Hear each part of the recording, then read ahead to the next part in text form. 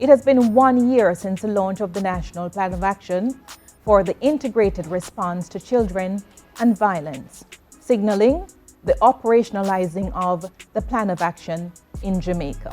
The National Plan of Action is an integrated response where we're looking at all the key activities that have to be put in by all the different agencies across Jamaica and the whole country of Jamaica if we're going to protect all of our children from violence. It has 5 components. One deals with legislation, and it looks at the implementation and enforcement of legislation that is there to protect our children.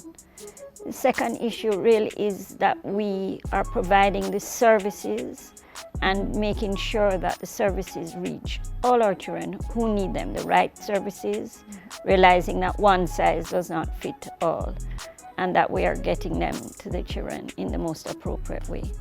The third area is how do we strengthen our families? How do we strengthen our communities to be able to protect our children? There is special legislation that treats with how children are to be protected against violence in the country, in the community, in the homes.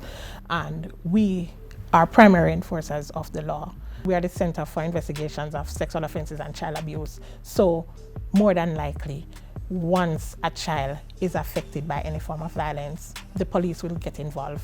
And if the police get involved, it is at a stage where some repair and rehabilitation is needed. There's the need for trauma care, there's the need for counseling, then there's a need for restoration within the family setting, within the community setting.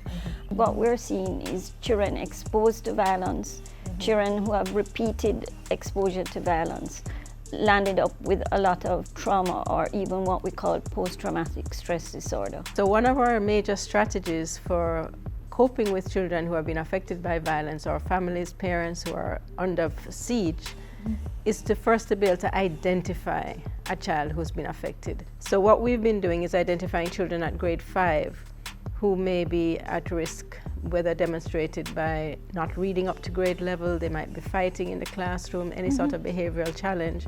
And once we're able to identify, we're able to offer some support services after school.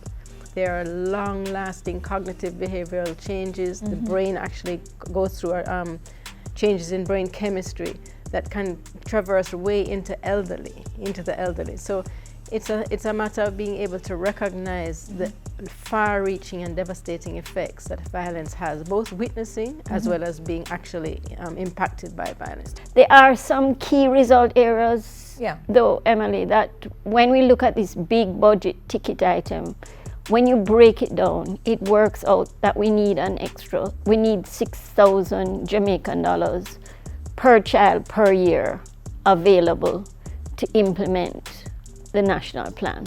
We're talking about a national response.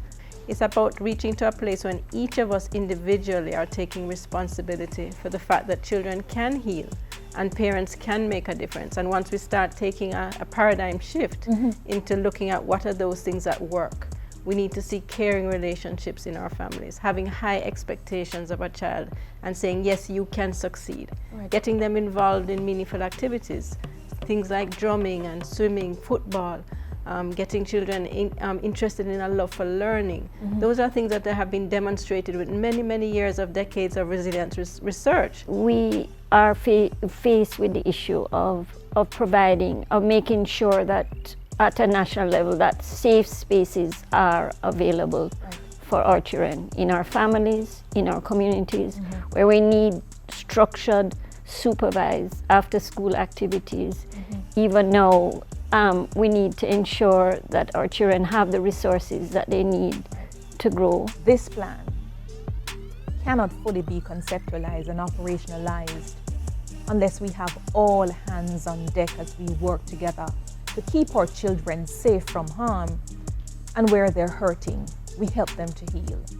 Let us begin the movement of standing together for our children.